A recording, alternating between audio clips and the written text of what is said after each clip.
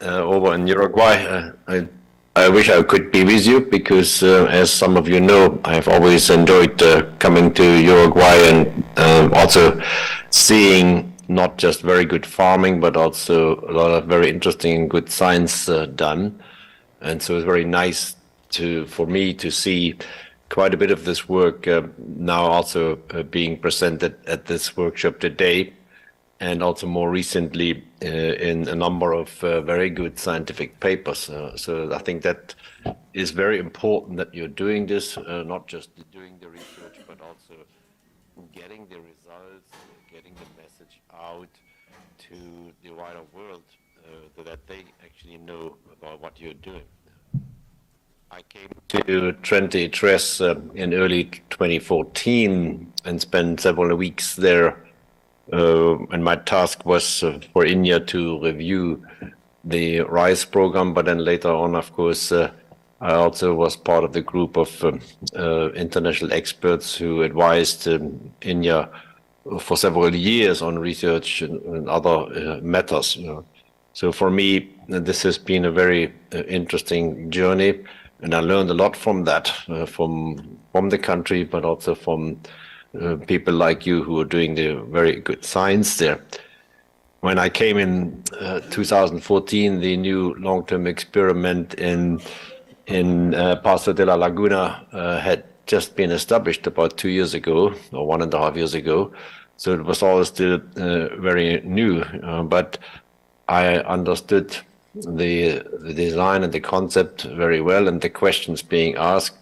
And so it's really wonderful now to see some of the results coming out of this, because it's a fantastic resource that you have in the country, and of course quite a few others that exist already for a longer time.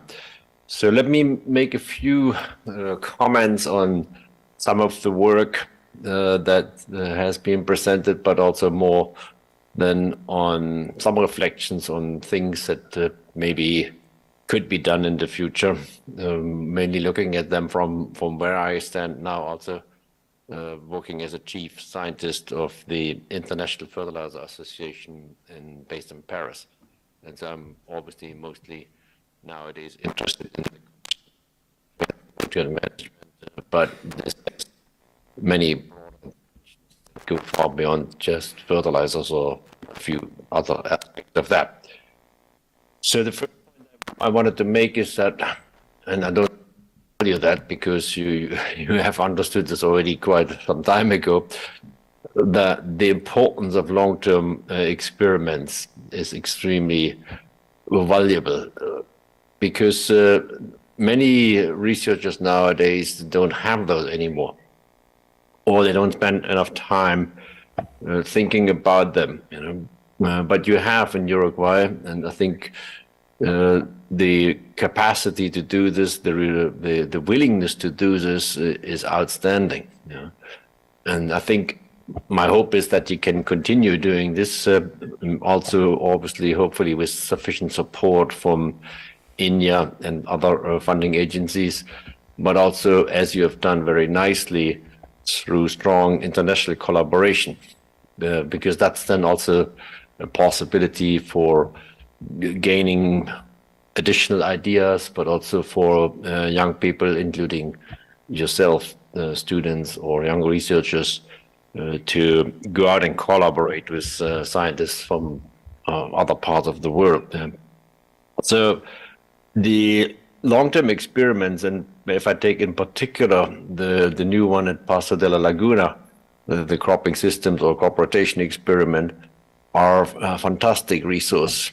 And when I look at what you've already achieved there, I think some very good insights have been gained there about the performance of the sort of more traditional rice pasture system in comparison to a rice cover crop system or rice soybean rotation.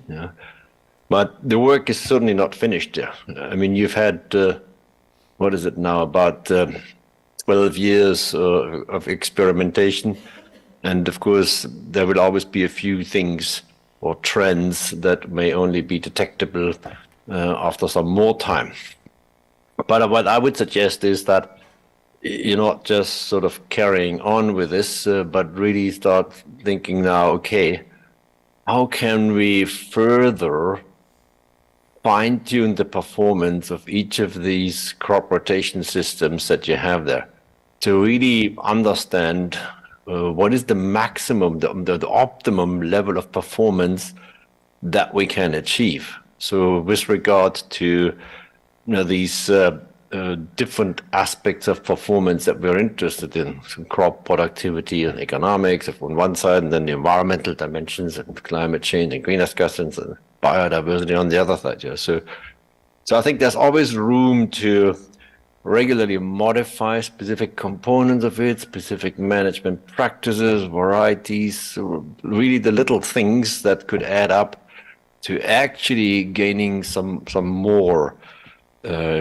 fine-tuning of the performance. And what those levels of further improvement that are possible are is difficult for me to know. But I think some of you probably have at least an idea about those. So we know, for example, that even though you're already getting very high rice yields, usually around 9 to 10 tons per hectare, from the work that Gonzalo Caracelos has done, we seem to have still exploitable yield gaps for rice itself of 2 to 3 tons per hectare. So that's a sizable yield gap, and the question is, how do you exploit it? I'm assuming a similar gap exists for soybean, and what it might be for managing the pasture in the rotation is another question. So I'm just sort of suggesting here that don't hesitate to change management, to update things on a regular basis, to really see how far you can push things. And obviously it needs to be done with reason and in a more or less systematic manner, not every year, but maybe every few years, to really get together and say, okay, we've learned this, now let's take it one notch further. So to also ensure that whatever you do there in long-term trials, the way you manage them, the performance that you achieve is at least as good as what the best farmers in the countries do. But of course, even better would be if you're always 1 or 2 steps ahead of those even. So that's kind of what we also tried to do when I was still at Rothamsted in the UK, and where we did not hesitate to even make substantial changes in the world's oldest long-term experiment, the broadboard wheat experiment. I mean, every 5 years we would change the variety. That was a no-brainer. But once in a while, we also introduced some more radical changes, even in the crop rotation in that case. So don't hesitate, see, demonstrate and show to the world what might actually be possible on top of a very excellent system that you have already created. And that brings me to the second point, which is the importance of collecting the right data and then also interpreting them in the right way, integrating them into higher level indicators or indices that we hope can express the different performance dimensions of sustainable intensification. I mean, we see from your results, obviously, that there will always be some trade-offs. One system, one crop rotation may be performing or maybe ranking first in terms of crop productivity or yield, but it may be less beneficial in terms of greenhouse gas emissions or other things. That will always be the case. So I think we still have that sort of question of, is there actually a way to achieve the highest levels of performance in many of these dimensions? Or do we always have to accept certain trade-offs? I mean, again, when I look at the results that I've seen it seems to me that there is a particular still big opportunities lie in two areas. One is that I mentioned already, so if one can close existing yield gaps with high levels of efficiency, then that part of the performance would certainly further improve, and that would also drive up the profitability side of things. And the other thing that I felt is that the question now is what could be done in some form to more radically decrease field-based greenhouse gas emissions.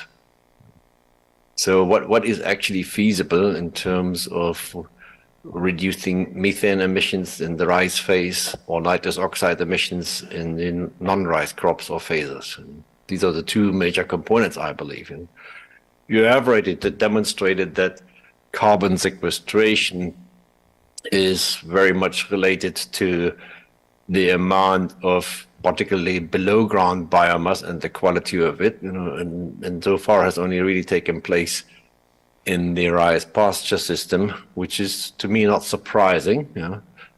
The question is it actually possible? Will it ever be possible to also achieve it in the other systems? What would it take to do this? But maybe the more relevant question is the direct greenhouse gas emissions and how to reduce those from the field, because that could substantially improve the performance on the climate change side of things. So these are just sort of some thoughts. I think another issue is when it comes to integrated indices of system performance to assess sustainability in different dimensions, it is still fairly complex. So it's still a very sort of scientific approach.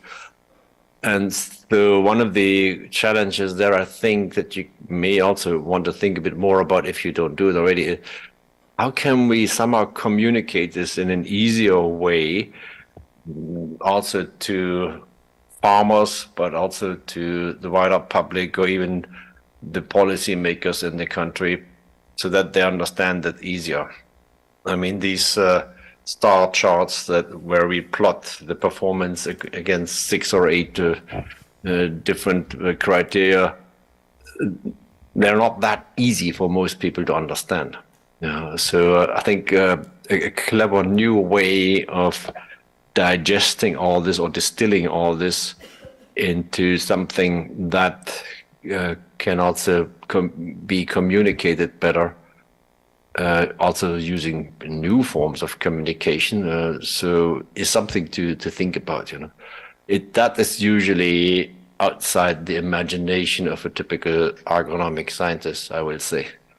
Probably requires people who come more from the creative design and art side of things. So you may want to look at the few of that kind to interact with and challenge them with that question: how can we convey complex results, complex messages into something that people who are not these scientists doing the work can really understand?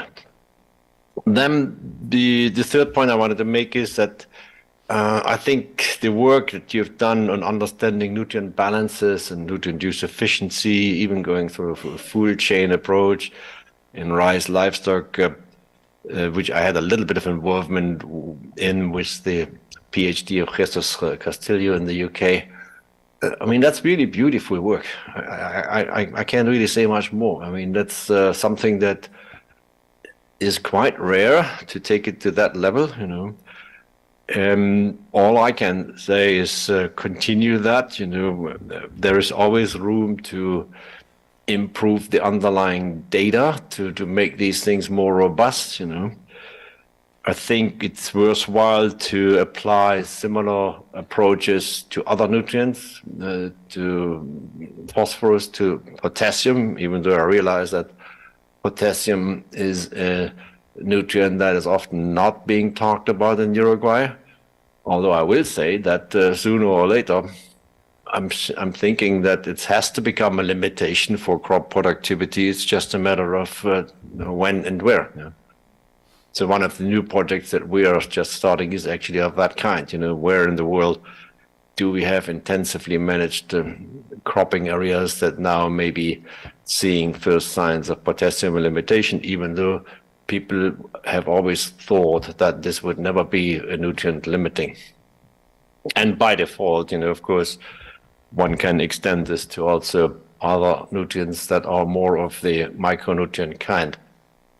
We published a paper, myself together with Patrick Brown in California and Fanji Zhao in Nanjing in China 2 years ago, in which we provided a new definition of plant nutrients, a much broader definition that basically includes nutrients that are not just required by the plant to produce crop yield, but also improve the quality of the crop or even the nutritional contents from a human nutrition point of view. So this opens up a whole new area of work.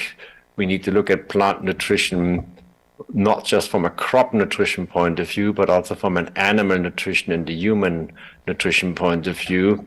And that particularly relates then to nutrients that may not be as essential for crop growth, but are very important for animals and humans, iodine, for example, or selenium, to just name two. So increasingly, these will be recognized as part of a more holistic concept for managing plant nutrients from the field to the consumer. And so maybe this is one area where you can expand the nutrient work to, so going further into a much broader range of nutrients and down the whole chain, essentially. Now, some other points that I wanted to suggest. So one of the fundamental questions that we still have in agriculture, I think, is whether it is actually possible to have net zero emission systems, cropping systems. Is it actually possible to decarbonize cropping systems or crop livestock systems to the extent that the product that we produce and consume essentially is carbon neutral? So that's a fundamental question, and I think in some circumstances it may be possible. And you have a particular opportunity there in the sense that the systems that you're working on, for example, are still, even though you have high productivity, they're still modest in terms of inputs and the carbon associated with such inputs, like fertilizer rates, for example. So I think this is a fundamental question, that a challenge that you could take on to basically say, we are going to demonstrate that we can produce zero carbon rice or zero carbon beef or whatever, And here are the practices and designs that enable us to do this, So this would be fantastic, I'm not sure whether it will be possible to go really full net zero if you account for all of the production inputs and sort of from the raw material size all the way to the end products. But so that sort of complete life cycle analysis and optimization of systems to demonstrate that they can be maybe close to net zero would be a fantastic opportunity, I think. I think related to that is the question of biodiversity. I think we're still struggling with meaningful and measurable targets and indicators for biodiversity. There's a lot of interest in the microbial world of work, of course, and the microbiome, but how to make use of that information in a meaningful manner to connect it to management practices. How can we actually actively manipulate these things through management practices in the right direction on a longer term sustainable basis? It's a lot to be desired of. I mean, biodiversity obviously operates at different scales, from the sort of soil scale to the landscape scale and even to the whole country and beyond, So I think a framework for biodiversity research and assessment and targets in the context of Uruguay would be something that I think would be very valuable, and then also guide science in terms of, okay, here are some things that we believe we can do, and here are some things that we believe we can measure.